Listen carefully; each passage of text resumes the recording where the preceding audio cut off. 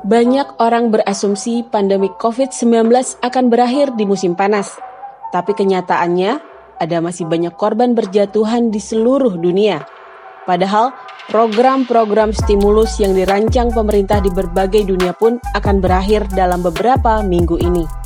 Lalu apa yang terjadi dengan perekonomian dunia kalau pandemik ini belum juga mereda sesuai asumsi? Apakah proyeksi pertumbuhan ekonomi dunia yang buruk itu bisa menjadi lebih buruk? Ternyata tidak ada yang bisa menjawab.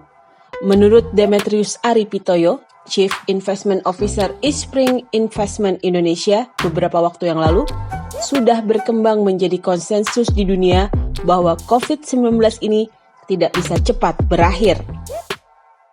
Ketika kita bicara mengenai proyeksi ekonomi, akan ada adjustment yang sifatnya lebih weak dibanding sebelumnya. Nggak cuma di Indonesia, tapi juga di seluruh dunia. Nah, seberapa weaknya ini diskusinya panjang, karena nggak ada yang tahu perjalanan COVID ini. Kalau bisa dilihat di casesnya kan jumlah COVID ini justru malah makin tinggi gitu loh, jumlah kasusnya. Tapi agak susah nih ngomong bicara jumlah kasus. Sebenarnya orang akan lihat itu adalah bagaimana cara penanganannya. Kalau dilihat kematiannya di seluruh dunia itu turun, tapi turunnya tuh sekarang melandai gitu. Jadi artinya kita harapkan turun terus, tapi ternyata enggak, turunnya melandai, agak sedikit naik. Kalau di Indonesia agak susah kita bicara second wave karena memang testingnya belum.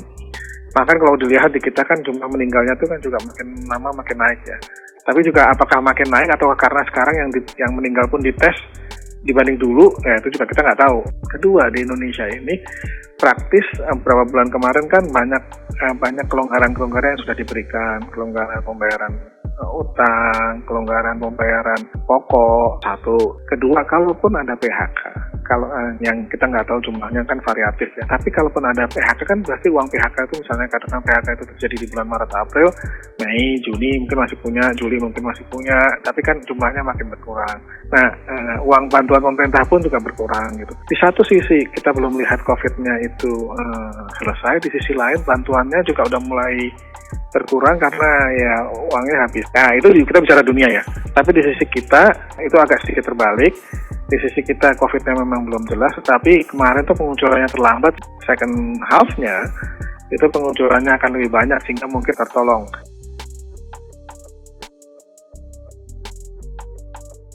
Biasanya kita suka bilang ke klien,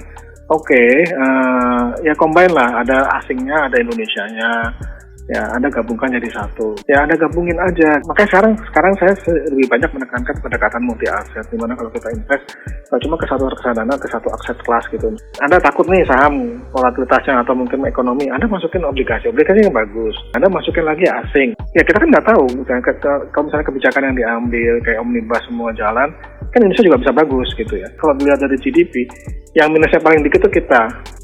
Kalau saya pikir udah saatnya ya kita tuh berpikirnya lebih multi aset gitu.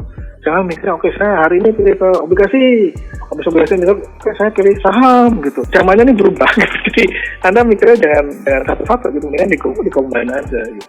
Wah kalau misalnya ada perang dagang gimana? Ya udah gitu. Ya beli aja satu yang Amerika sentrik, beli aja yang Greater China pasti China sentrik lah, namanya juga China. Ya gabung aja beli 50-50 gitu. Kalau misalnya Amerika menang, yang ini naik. Kalau China menang, yang ini naik gitu. Kalau misalnya dua-duanya sepakat, dua-duanya naik. Ya udah gitu.